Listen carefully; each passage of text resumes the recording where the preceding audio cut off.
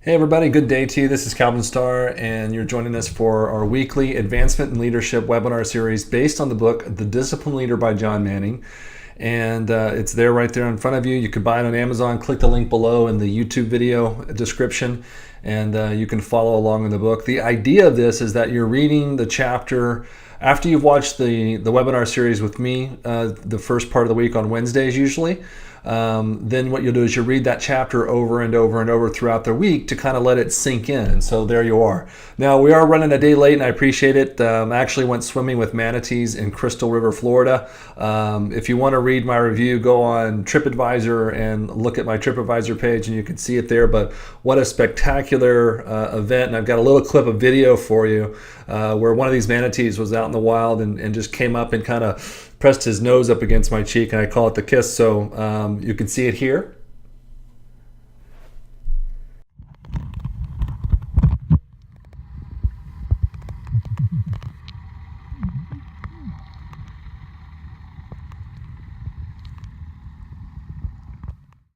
And so pretty cool experience for sure, and I was really just blessed to be a part of that. And what a great experience it is for people that go there. It's a really cool and amazing thing because the manatees are so huge. I mean, they're just like ginormous, and they're so docile, and they're just totally allowing the view to be in the space and just kind of watch them and observe them. So it's kind of a really cool thing, and I encourage anybody that's down in Florida to go ahead and try that, because I believe it happens.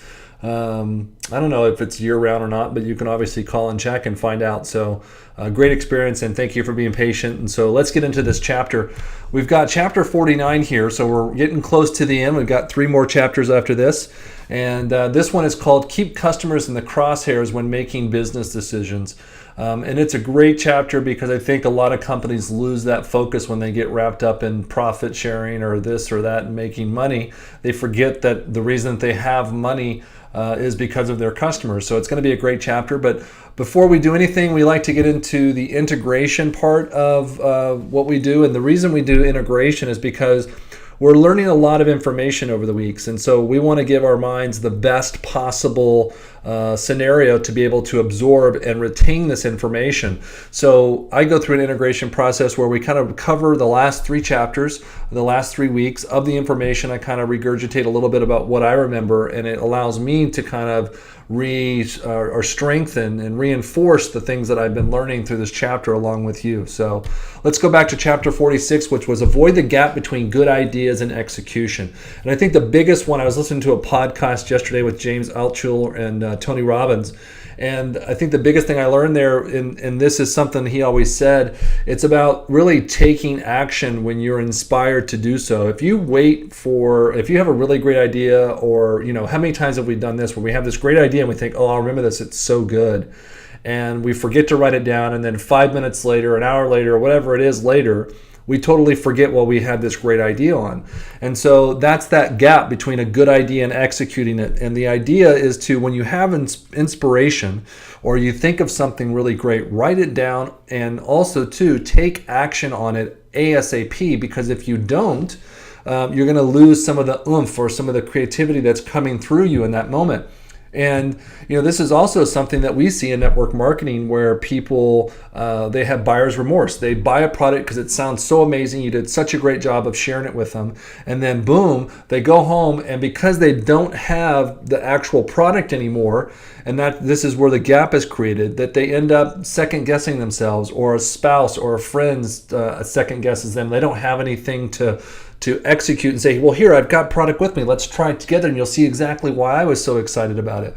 And so they have this good idea, and they have this gap between that and actually getting started. And so that's why I've been sharing with people for years that when you're coming to a business, you're doing people a disservice if when you share that product with them and they are excited enough to give you their credit card or money and you don't have product for them. That's like the ultimate consumer sin. They're paying for something, they're not getting something in that moment. And as a business person, you should have it. Okay, you should have it on hand to be able to say, well, here's your product right now, start enjoying it immediately.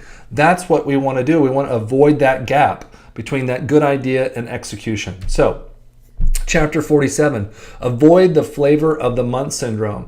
And this is really just about really staying the course in your life and in your business, and not jumping from company to company or system to system or idea to idea. Stick with what is working and what has worked, and know that if it's working for everybody else because it's part of the system, then it will work for you. You just have to stick with it. Sometimes, it takes a while. You have to go down the runway before you can actually take off. You don't just get to just take off and be up in the air and be successful. So avoid the idea that you've got to come up with something brand new, something so amazing, some new product, some new system, some new compensation plan, some new this, that. Don't get wrapped up in that. Focus on knowing that you need to be consistent and you need to be focused in what you're doing, and that's going to give you the results that you're looking for. And when people jump from company to company, just know that they're going to struggle and have to start all over. And yeah, of course, every once in a while somebody will hit it big by doing that, but that doesn't mean that it was the right thing to do in that aspect of jumping or trying something else new out. Okay, so the next chapter was chapter 48. Listen to your customers. And this is huge because I know a lot of people that become successful in business and they forget the reason they're successful is because of their customers. And they start to, cut corners or, try and save money in places that they shouldn't save money, or take away from their customers. And John gives an example in the book where this one company decided to just raise its membership rates by 60%. And, he said they were trying to do a courtesy for this where, hey, don't even worry about it. You don't have to do anything. We'll do it for you kind of thing. And they lost 800,000 people in their business. And it's because they just didn't seem to care that they were going to raise the price on those people and not really even tell them, so to speak, about why. I think if you can compel people to understand why you have to do something, and that it's not because you want to buy a brand new yacht or a big house, then I think they'll understand that, okay, this is the cost of doing business. And as long as you can create that value for your customers and allow them to understand, you have a better chance at retaining them. Obviously, some people may not stick with you because of the cost. It's just part of life and it's part of people's budgets. So, but when you're making decisions, one of the most important factors of this chapter was before you make any big drastic decisions to either improve or to change something, reach out and connect with your customers and ask them what they think would happen if you did this, if you changed the direction of the company or decided to undo or reveal a new product. Find out if they're really that's something that they're looking for, because you could turn somebody away by changing the direction of your company, and they were totally fine with the way things were and were actually happy and wanted it to stay the same, but yet you thought they needed something new. Because we do get caught up in that with all the new technology and all the new things. We get caught up with thinking that people want new things, but change brings up stress for a lot of people, and so keeping things consistent can be a really good thing. And that's the way things are. Improving things is one thing, but changing things is totally different. Now, let's get into this chapter, which is chapter 49 again, keeping customers in the crosshairs of decision making. So, great quote by Zig Ziglar. People don't buy for logical reasons, they buy for emotional reasons. And this is true too. A lot of times, how many times do you buy something, you really don't need it, but because it makes you feel good, or it makes you feel like you're going to be relieved of stresses. Like, how many times have we heard that, email was going to make us, is going to make things so easy because we're going to be so connected. And yet we waste so much time in emails, and because of spam and other things that we actually are more stressed out and have less time because of all of these things that were going to save us time, right? So the other person is Peter Drucker, great author, got a lot of great books out there on business. The aim of marketing is to know and understand the customer so well the product or service fits him or her and sells itself. And that really is marketing and understanding your customers. And so when you're making those decisions like we're talking about here, if you can keep them in mind, it literally will sell itself because people will know. And that's the difference between marketing and sales. Sales is when you have to convince people to buy something. Marketing is when you create something and people want it. That's what Apple did. They said, well, how can we make people want it? How can we make people sit outside and wait days before a phone comes out? And it's because they want the newest, latest, and greatest thing. And that's the idea of what marketing does. Okay? So starts off the chapter this way. It's 20% of customers drive 80% of business profitability. And so you have to understand it's the Pareto principle. It's the 80-20 rule, where 20% of the people drive 80% of your business. And that's the way it works. And if you don't take care of those 20%, you're going to hurt your business in a very great way. I mean, if you've got customers that are willing to share with you feedback and give you ideas on what they would do to stay with you and even spend more money with you, if you're not willing to listen to them or look at that, then you're insane. And so you've got those 20% customers that are willing to share with you their ideas and struggles and what they're looking for, man, you've got it made. And all you have to do is listen to that and make the right decisions based upon that, and then you will continue to grow your business. So today's customer solutions are only minutes away with Google. So remember that. So when you are thinking, well, they need me, right? It's like, you don't have to understand. I mean, how many times today have you used Google, or this week or this month, where somebody asks you a question, go, I don't know, let's Google it. I mean, I do that pretty much all day, every day, with things and ideas and just, hey, I want to go swimming with manatees. So, okay, look online, go to TripAdvisor, look up, some of the ratings and listen to the customers that have experienced it already. And then boom, like next thing you know, we're going off there, we're having a great experience, and had probably one of the best experiences I've had on a tour like that. It was just really great. So remember that, because it's so easy for people to go somewhere else. You must keep your customer's interest in mind when making decisions. So if you think, well, I want to do this because I want to make more money or whatever, and if you don't take your customers in consideration about what it's going to do to them, you may not have any money to make. You may lose your business. You may even upset the people that are consistent customers because of your decision making. So you have to be really careful with what you're doing and keep people in mind. In fact, I just read, and I wrote down this because it's really powerful, but one company, and it says this in the chapter, one company actually at meetings, actually put a chair in their meeting room for customers, and it's a vacant chair. It says customer on it, and it's because you want to keep the customer in mind when you're making decisions for your business and discussing different things. If you don't, you're going to forget, and you're eventually going to push them out. So you must use the feedback to create alignment between decisions and actions. So if you're going to spend the time and energy and focus and money even on communicating with your customers, you've got to take the feedback and use it to align your business decisions with your business actions and make sure that those goes together. So when we're talking about that in network marketing, let's give you an example, because that's what I like to do and put it all together. But like if you're finding out that your customers are looking for something and it's more than one, like I love it. I've been in network marketing for quite some time, and you always get these people that think it's the most incredible idea. I go, well, how many people have you talked to? Well, I talked to one. And it's like, that's not going to do it for you, especially if you're a leader or you have a business to run. You're not going to listen to one person, one customer, but you may take that idea though and take it and say, well, let's ask our customers what they think and see if we can get some great feedback on it. And it could lead you in that direction, and it could lead you in a totally different direction. Why not think about something like this when you're a network marketer and let's say that you've got a bunch of customers. Ask them, give them a couple of different questions, but say, what did you like most about what I shared with you and what made you decide to buy? Because that will give you the insight of what you're doing right. And that's one thing that you want to continue to duplicate and maybe even enhance.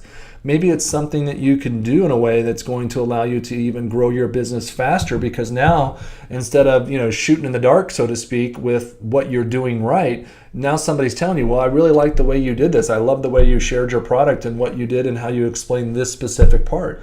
And if you hear that enough times, you might think, oh my gosh, you know what? I can actually speed up and increase my customer gathering by just focusing on these things that I know work because I've gotten great feedback. And then you can make business decisions and take actions based upon that will totally accelerate your business and money making. So great ideas here in the chapter. So as a company leader, it is your responsibility to make consumer or customer focused decisions. So as a leader, if you've got a large organization and you're in network marketing and you have people telling you something, it's your responsibility to go to the CEO, to go to the owners of the company or the executive management of the company and say, here, I've got some feedback with this, and I think it would really benefit you. And then you kind of present it. That's going to also establish you as even a more credible and amazing leader with your company by telling them, hey, I didn't just hear this from one person. I polled my customers myself, and I got this feedback, and I think it would be really relevant to what we're doing here. That may set you apart and give you that recognition that is so needed between customers or between companies and the leadership out there. So be that person that takes it upon themselves to really find out what your customers are looking for and focus on them. So here are several sample activities to take a closer look at decisions and how they affect your customers. Number one, planning. Focus on your customers when you conduct any business planning. So if you're putting together an idea, or let's say you're doing a show, like you're doing an exposition or whatever of your products at this like show of supplements or nutrition or whatever, really think, okay, what are my customers going to be looking for? What are they going to want to experience in order for them to be able to part with their money or to invest their money in what I have? And so if you think about it from that standpoint, because so many of it goes, okay, well, what do I need to do? And it's not necessarily about what you need to do. It's about what these people are coming for. Like for me, I would look at that and go, okay, these people are coming to an expo. Well, number one, they're going to be bombarded with people sampling them and products and this and that. So what can I do to be different? What can I do to be unique? It's one of those things where I remember at Halloween at times when I was an affiliate in a network marketing company, I would throw candy in there, but I would also throw like a sample pack of my product and my business card, because it's going to stick out, because most parents are responsible enough to go through their kids' candy, and if they find that, they look at it and go, what's this? And it's like it's got something on it, so it stands out a little bit. But what can you do? So think about it through their eyes. If you're a consumer and you're going to an expo and you're just there to gather products and ideas and this and that, what can you do to separate yourself apart from everybody else that's there to make sure that when somebody sees you or sees your product, and when they get home after all that craziness, that they're going to look at yours and go, oh yeah, I remember this. Right? Maybe it's your picture on your business card with the product, or maybe it's a fun little note. I remember doing this when I was in the oil and natural gas business. I got to the point where I wasn't making any headway with some of these customers that had been really upset with us from years past, before I even started working there. And so I thought to myself, well, what do I have to lose, right? So I was cold calling these people and walking in, and I drive to come see them. And they would just say, oh, we're too busy, we can't talk to you. And this is like one year I put 70,000 miles on my vehicle. And so I would go to these places, and I find at the point, I'm going to start writing them letters. I'm going to go visit them. I'm going to write them letters. And I would start to be just flat out say it, you can't avoid me for the rest of your life. I'm going to find you. I will find where you live, and I will start calling you at home. And it actually got people to respond to me, because they thought, never even heard of that. That was crazy. And I didn't do it like in a creepy way. I did it in a more fun way, and just kind of made light of it, because I said, hey, listen, I know that I'm brand new and my company from before had completely screwed you guys. But I was willing to say, give us another shot, see what we can do to earn your business back, and stop ignoring me. And did that, and it caused to increase the sales there, and it was great because it gave me a promotion. All these great things came through it. But it was I said, how can I be different from everybody else out there? So that's what you need to do when you're focusing on your business. Goal alignment. Make sure your goals in business align with the outcome of your customer. So if you have goals about your ranks and different incomes and stuff like that, make sure it aligns with what you're doing.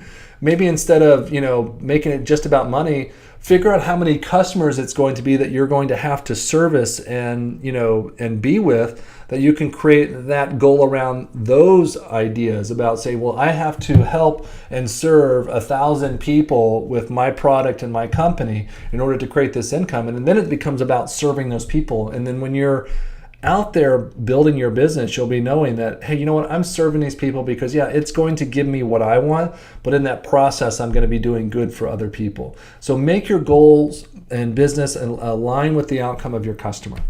Now, number 3, cocused. I'm just going to sum up words. Okay, so customer-focused meetings. Really focus on when the customer is what the customer is looking for and why they use your products now. How is it going to affect them if things change?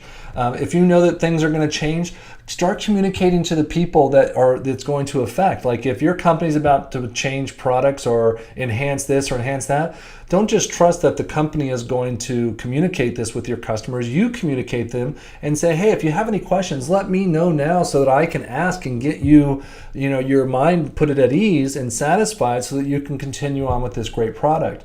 And even when you're having like home meetings or sharing meetings, if you do those type of hotel meetings, really find out, okay, what can I do to focus on the customers to grow your business? Because if you can create a solid customer foundation, it will change the way you do things and it will change the way you grow your business, because customers are the lifeblood of any company. They are the reasons why we do what we do. And that's just the way things are. So you've got to really start thinking through their eyes and understand that. So let's get through this. Let's take action now. This is the 3 things at the back of the book, or the end of the chapter, every chapter, where you take action. And remember what I said, shorten that gap between inspiration and taking action, and take action today with what we're talking about here.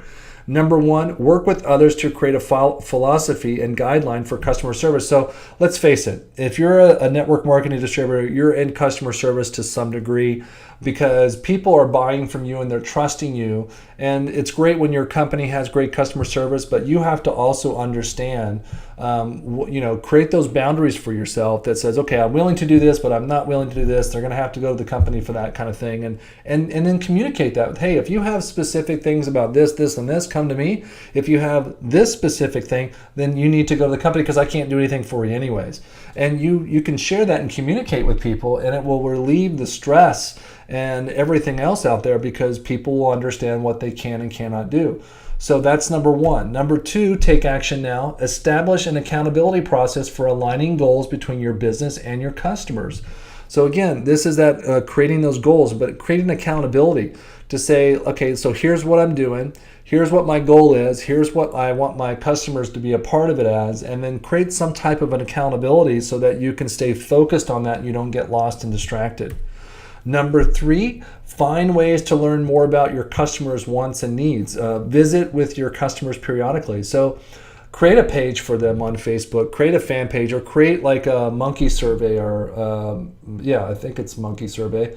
But create a survey monkey, and create that and have fun with it. Because as long as you're communicating with people and make it fun, and maybe you give away. One of the things I'm learning right now is, like on Amazon, you can create giveaways for pretty much anything. And if people do something for you, then you can enter them in a random drawing, or you can make sure everybody wins. It's totally up to you.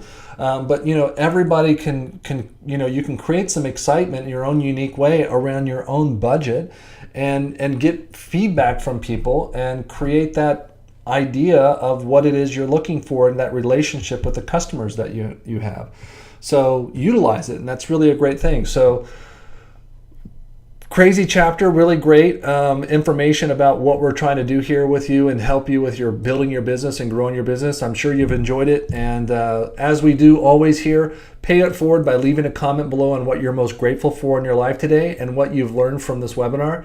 So thank you very much. I really do appreciate you showing up. It's always considered the first step. You got to show up, and these are leadership webinars. I don't expect a lot of crazy views and hundreds of thousands of views. Let's face it, the top leaders in anything, they're out there and they're working to better themselves, like what we're doing here, reading books, chapters, doing things differently. And so I appreciate you when you show up here and watch these videos. Leave a comment below, subscribe to the channel here, share it with your friends, your family. I'm never going to solicit here on a network marketing company or anything like that, so know that your people are safe. And this is just great information for what we're doing. So I appreciate you. Look forward to seeing you next week, and goodbye.